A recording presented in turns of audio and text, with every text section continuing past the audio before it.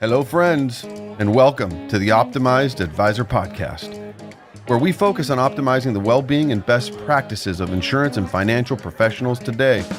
On this show, our objective is to help you optimize your life, optimize your profession, and learn from other optimized advisors. I'm your host, Scott Heinela. We hope you enjoy the show.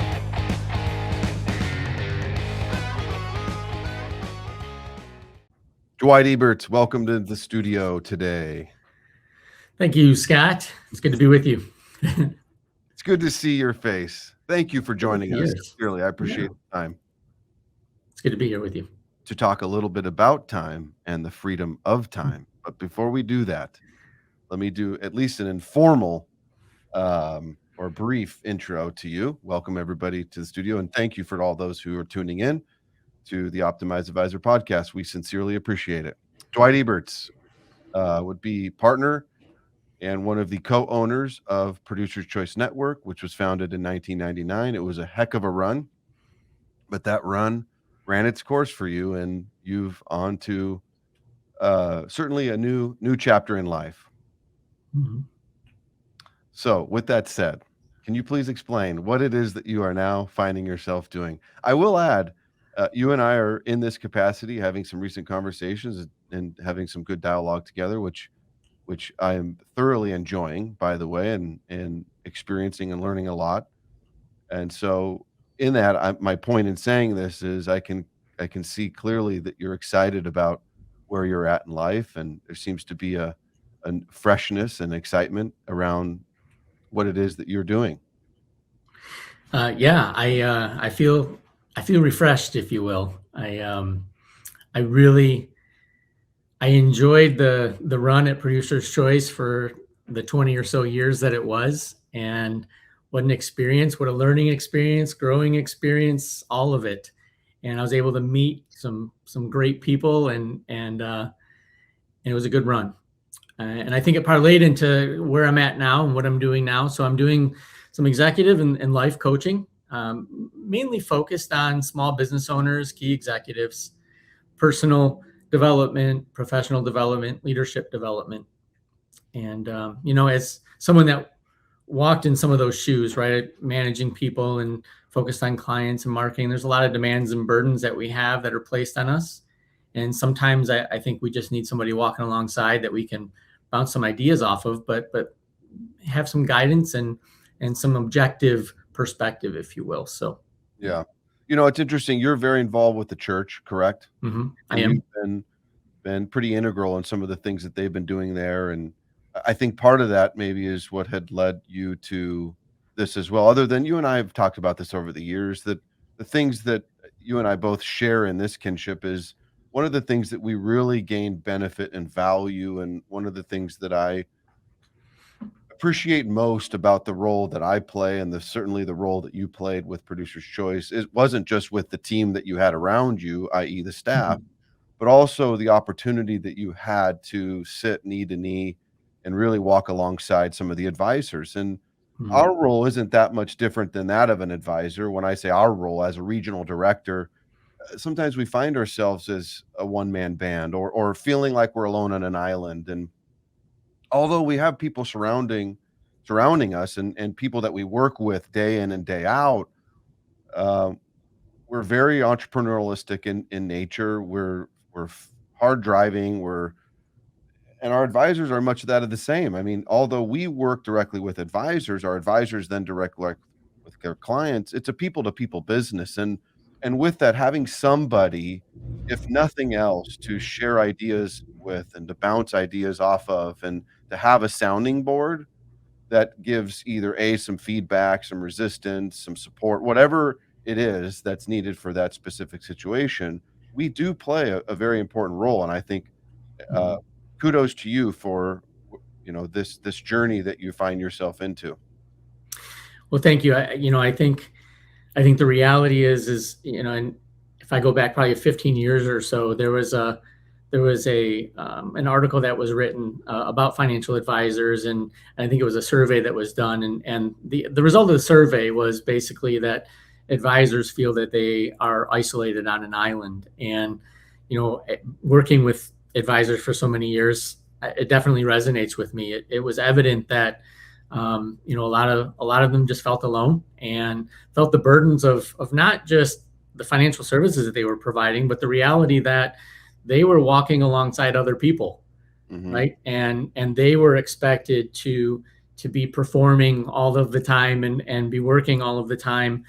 And you know, as you know, developing relationship with the advisors, you begin to understand and they begin to trust you and start to share and open up about some of the struggles that they have, right? The realities of business, of life, etc. And you just start sharing life with people. And I think it comes back, you know, you mentioned the church. There's a scripture that it's a very short one, but it says carry each other's burdens. And um, and that just sticks with me, right? And it's not that it's heavy, but if we were to walk shoulder to shoulder with someone and just walk alongside them, their burden gets lighter. And and so that's what really compelled me, I think, to be and enter into this part of the business, still working with the same people, but just in a different capacity. Yeah, yeah, probably in a much more refreshing capacity. To some degree. Right, there's challenges in everything that we do. I think that's fair Sure. to say, but uh, so one of the things that I would say on the topic of today is that just freedom of time and Hmm. to already have let the cat out of the bag. But one of the, I guess we'll start it this way is within the relationships that you are developing and currently having, there seems to be a common thread amongst all of us that is the scarcest of items and the thing that is the most nearest and dearest and one of our biggest challenge. And what is that? Time. Time. Hmm. And it's like this trying to catch water, right? And some of us just find ourselves always knee deep in it, you know, maybe drowning a little bit. There's just never enough time in the day. How do we squeeze more juice out of the lemon? How do I be more efficiently and operate more efficiently with my time? It's just this ever ending challenge, right? And Hmm. so what I want to do is just talk a little bit more about some of the things that you've seen, some of the things that you've experienced, and some of the things that we can do to take not control, but to be maybe more aware and to have Hmm. well, using the word optimize, right? To be more Right. optimal in how we manage time and for that ultimate goal to be free of time. What a mindset. Yeah. I don't know I if it's think you possible. I don't know if it's possible, is it? did. Well, I don't know. I think you hit the nail on the head, though. Is, you know, talking about having freedom of time. It's more of a mindset, I believe, than it is actually just having all of this time on our hands. Right. Because ultimately, if we just have time on our hands, that doesn't serve the purpose that we actually want, right? The Yeah, question is what do we want to do with our time and what's important? right. And I think that, you know, when we talk about optimization, we talk about control, we talk about being intentional. I think that that's where sometimes I think we can get lost in the weeds a little bit. Is we think generally about time and how we need more time, but how intentional are we with our time? Yeah, How intentionally are we with understanding what it is that we actually want to do with our time? right. Right? We feel the burdens and the problems, but we're not talking a lot of times about solutions, right? Yeah, And so a lot of the people that I speak with, you know, when we talk about time, a lot of it comes down to being present. People have a difficult time today of being present. I don't know how difficult the time was in 1850, but I would assume that we've always had distractions, right? I think that with obviously with technology, with the advances that we've made in our own society and culture, we have the ability to be distracted more and more and more. right, But just having distractions doesn't make us distracted. It's us giving into those distractions, right. right? And so part of that is coming back and actually being a little bit more purposeful and intentional about deciding what it is that we want to do with our time in the more immediate and in the near future as well. Yeah, Planning out our days and deciding what it is that we're going to do instead of just allowing our days to dictate to us. Yeah, it stands to reason that, the actions and the decisions that we make on a daily basis ultimately determine our destiny in the direction that we head. And I think many people get caught up into the day-to-day actions and the reactions, the responding to everything that's thrown at us in a given Right. day. And the other word that comes to mind to me is just intentionality. Mm-hmm. Yes. It's an interesting concept because you think about, when you spend your time with intention, right? Mm-hmm. And if that's always at the forefront of my mind, then I should know when to say yes to certain things. And I should also be aware of things that I should say no to.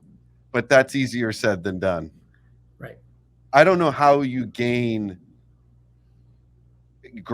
grasp that and gain daily control of that. Any ideas, or let's just talk a little bit about that. What are some of the things that we can do to better improve upon that? Well, I think that one of the biggest dangers that we have as people is not only our emotions, but our impulse, right? We are prone to say yes to people. It's just Right, a natural instinct for us to say yes. right. I would almost put this in the similar realm of when when someone sends you an email or leaves you a message and it might be not the nicest thing and you just want to make a quick reply with a little bit of emotion behind it. It's what do we tell everybody, right? Take 24 hours before you respond because you want to remove the emotion from it. Yeah, And so if we have a desire to do for people and to say yes, that's a good thing, but that doesn't necessarily mean it's the best thing.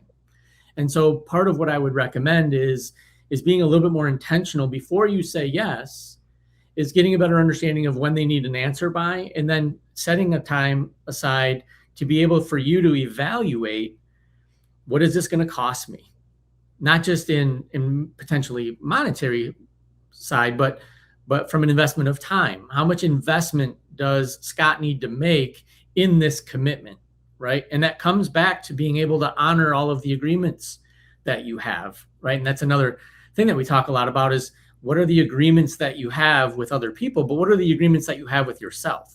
right, And if you're not constantly or consistently evaluating those things and how you're doing, you can continue to say yes to things, and you're just becoming and developing an unmanageable schedule.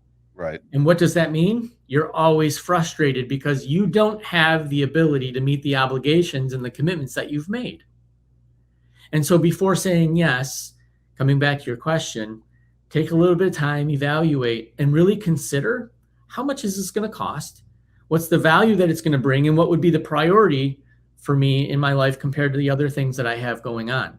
Yeah, Sometimes it's better to say no to someone, even though you may feel bad about it.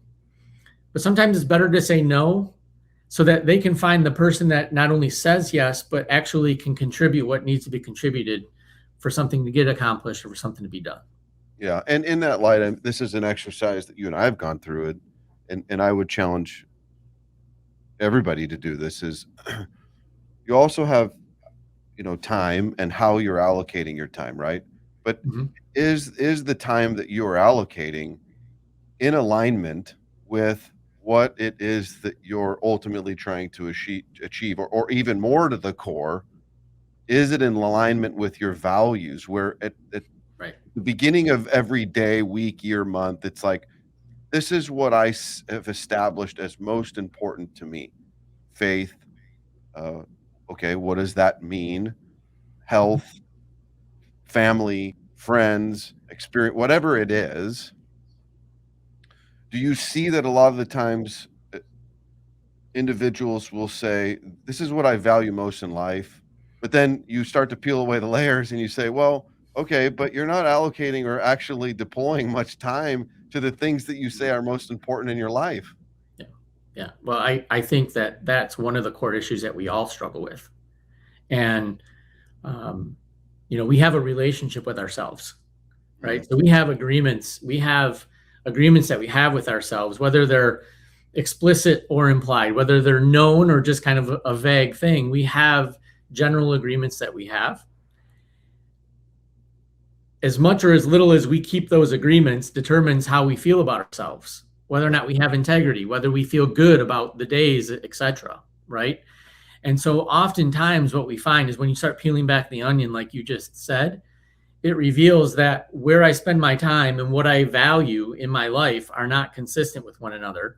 And that throws us off balance. We talk about a life balance, and we almost feel like we need to balance our life with our business, with our commitments, and with our relationships. But the reality, I think, is that what we're trying to do is we're trying to fill those cups, right? We're trying to fill those different buckets in our lives to the full. And when we're not, what does that mean that we're not doing? We're not investing our efforts, we're not investing our time in those different areas. So if you tell me that your health is important to you, but yet you eat horribly and don't exercise, I would argue that either health isn't a value, or you have a big struggle on your hands when you go to sleep at night because you're lacking integrity with yourself. And so a lot of the work, I think, of just working on ourselves is better understanding, okay, what do we value? Where are we spending our time? And what changes do we need to make so that those line up? Yeah. It's not easy. It's not easy. And health is the easiest for me topic to use as an example, because it is very simple, right? I would argue very, very few people don't know that if I maintain regular level of fitness on a consistent basis, and they know that broccoli, as an example, is more healthy than a scoop of ice cream, it's very simple to understand. These are the things that I can do. These are the actions specifically I can take: exercise, watch what I eat, and I'll maintain a more healthy lifestyle. But it's not so easy to do. Mm-hmm. Right. The harder area is like in our business lives, right? It's like people are constantly being fed at me an email, as you suggested, a phone call, a person walking in, and I have this natural inclination, we all do, I think, to just respond to the email, answer the phone call, answer the question, address the person walking into your office. No doesn't have to be a negative. And I think there's the disconnect that a lot of people have is, well, how do I deal with this? And how do we? Right. Well, I think that's the constant challenge and battle. And I think part of that is evaluating kind of where you're at and what you naturally gravitate towards, meaning what's your personality type and style, right? Because everybody is a little bit different. For you, you've embraced living a healthy life, even if it's still not maybe the easiest of things. You work out regularly, you eat pretty healthy, you are careful to what it is that you put in your body, though you do sneak everybody else's French fries. For those of you listening, I have to pull you out of here. And a few bites of dessert. Right. So you're the guy that doesn't order any of the sweets. But I'm gonna interject. Hold on. Everybody knows that if you don't directly order the dessert, then they're not your calories. Those calories belong to the person that ordered the dessert. Exactly. But naturally, you prioritize fitness into your life. You take time for that. And I think part of that comes back to, the whole concept of free time. We view being free with time, but it's really not. What I really look at is the concept of time in two different ways. Like, one way to look at time is the physical presence of time, what you're physically doing in a moment, the circumstances around you, what you're doing. Right. People think that their circumstances determine whether or not they're free. But there's all kinds of examples where people can be doing maybe not the thing that they ultimately would love to do, but they still have freedom in the moment because their mind is free to be present. They're committed to the time that they are right now. I'm going to butcher this, but I remember the most recent Mr. Rogers movie. I don't know if it was A Beautiful Day in a Neighborhood or something similar to that, but the portrayal of Mr. Rogers, he was on the phone with a gentleman who was skeptical about how genuine and authentic Mr. Rogers was because he was just this kind human being.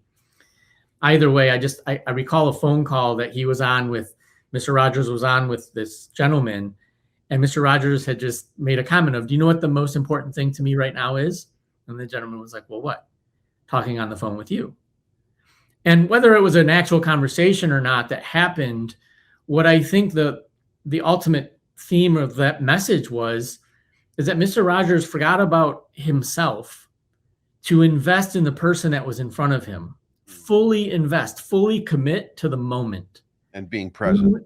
and being present with that person. Yeah. And so to me, that is care, that is love, that's affection, it's empathy, it's compassion, it's all of those things. Well, when we're not present in the moment with the people that we're around, the opposite of those things that I just described it's apathy. Yeah. It's indifference. Yeah. And so, I confess there are times that I'll be at home physically with one of my kids or with my wife or with someone, but I'm not mentally present with them. Right? Yeah. And so I am indifferent to what they're doing. I've had my daughter who has taken my face while she's talking to me and I'm not responding. She takes my face and turns my face towards her Right. so that I'll actually be present with her. Yeah. Right. And so to me, I look at circumstances or obligations that we have, and we feel like they're a burden. We feel like they're an obligation, like I just said, a demand of our time. And so we feel like we're imprisoned or trapped by the circumstance. But being free is just a mindset of embracing that moment to be with that person. Right. And so if I have an hour scheduled to spend with Scott Heinele this afternoon, the best I can be is fully present with Scott Heinele for an hour. Right. If my mind is off and doing other things, I'm not committing and I'm not free because I'm trapped in other things. Right. And it's interesting, I think in business setting, it's very easy to cheat that.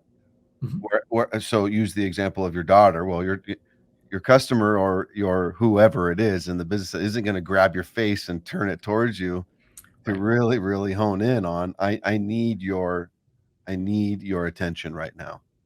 Right.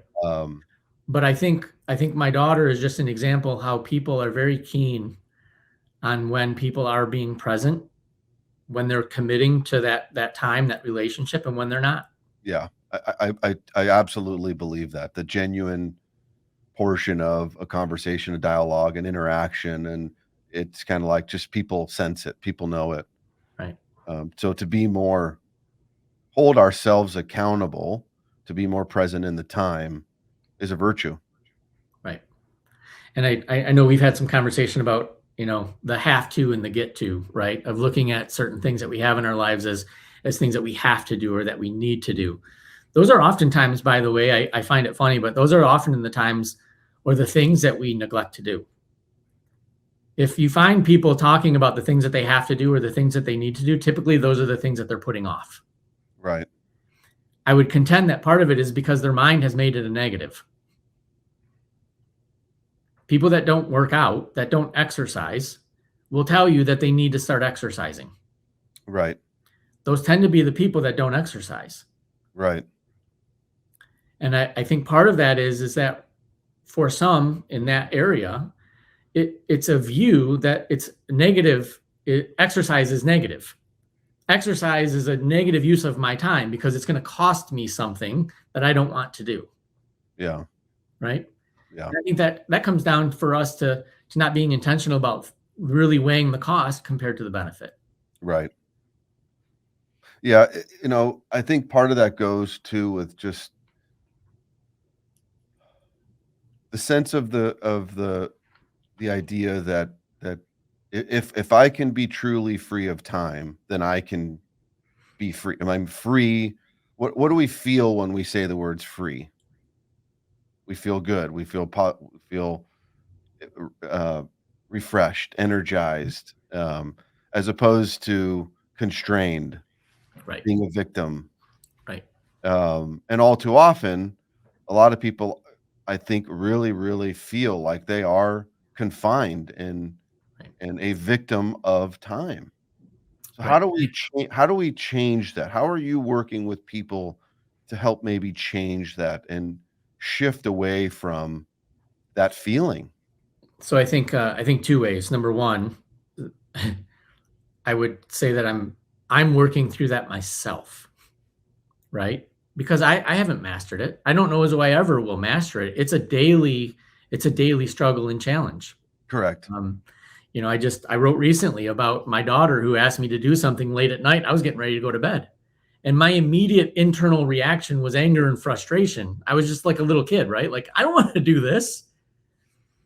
And that's when I felt constrained. But it wasn't about time. What I felt was the burden of someone else. Right.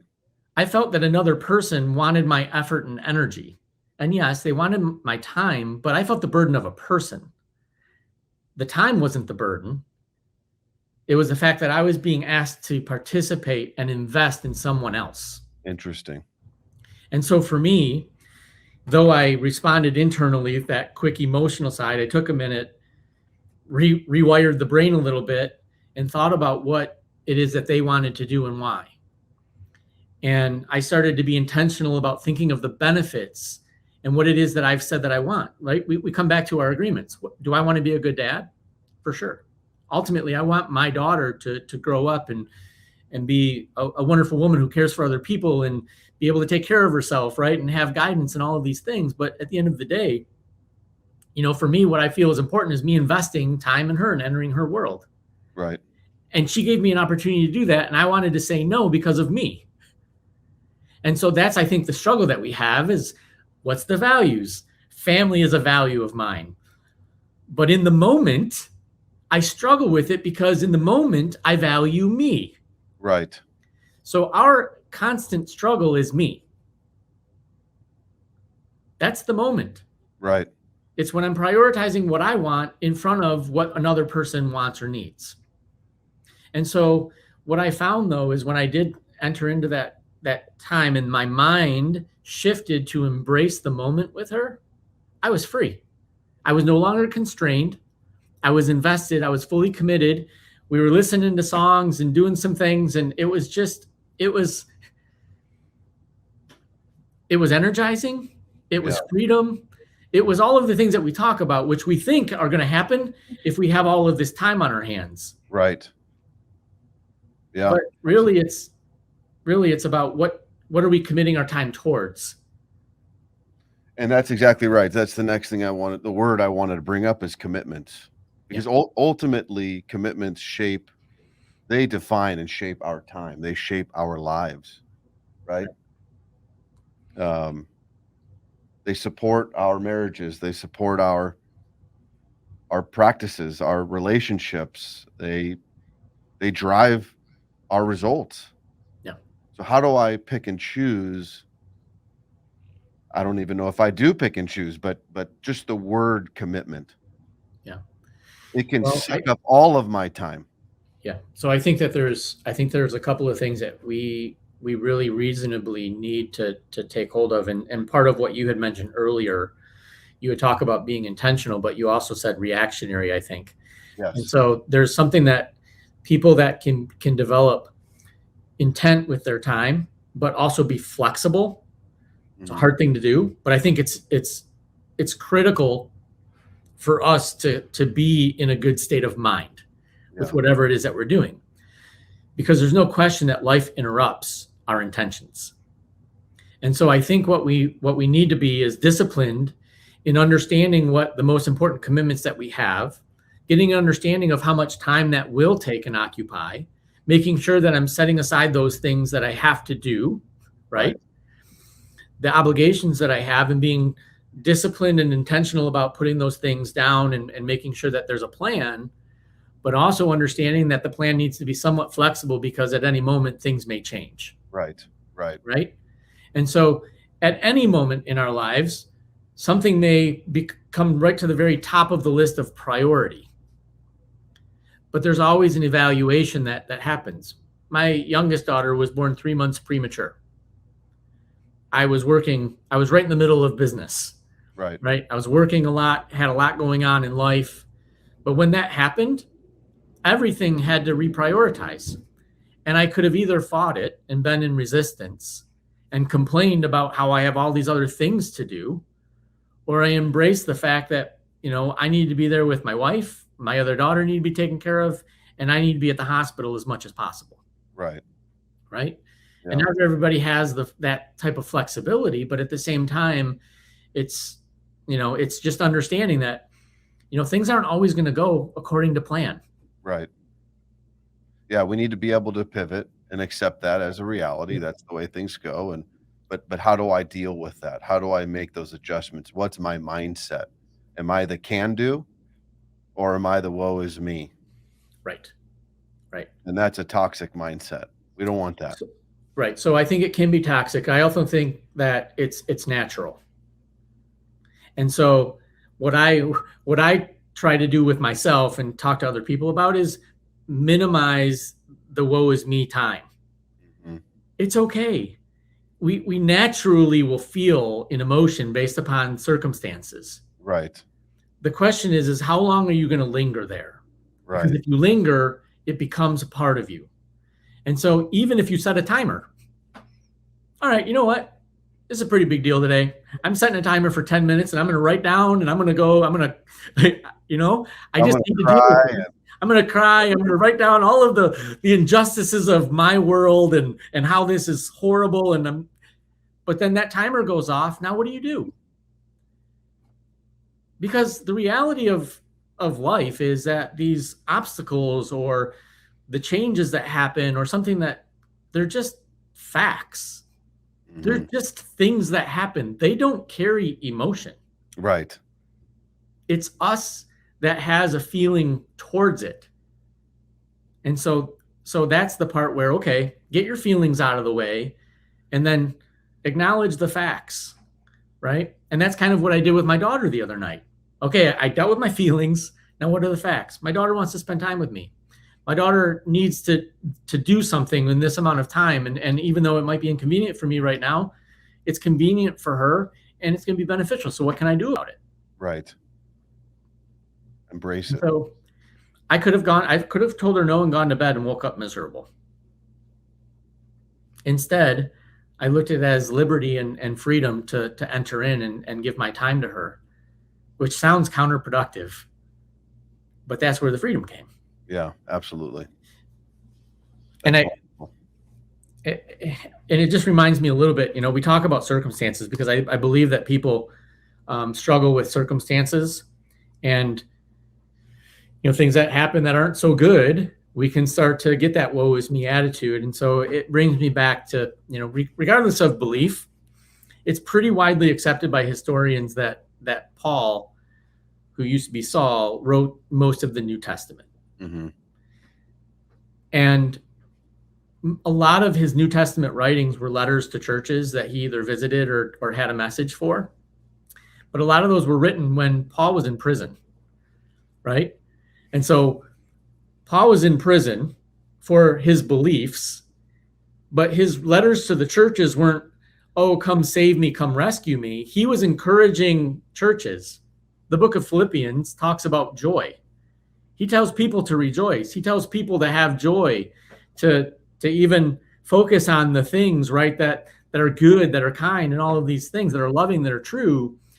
He's someone that is physically in prison and completely free. Yeah.